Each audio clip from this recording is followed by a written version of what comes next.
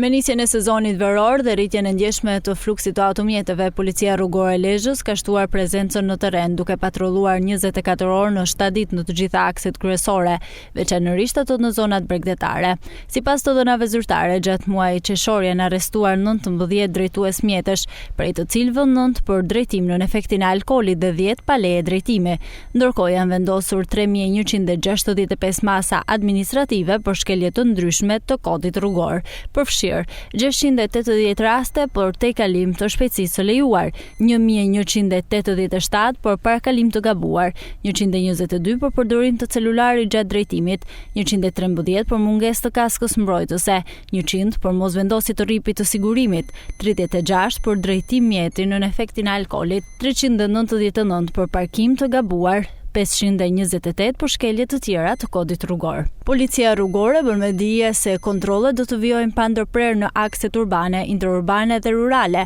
me përdorimin e të gjithë logjistikës në dispozicion, për të garantuar lëvizje të sigurt për të gjithë përdoruesit e rrugës, ndërsa apelon për kujdes dhe respektim të rregullave nga të gjithë drejtuesit e automjeteve dhe fton qytetarët të denoncojnë çdo shkelje në numrin pa pagesë 112.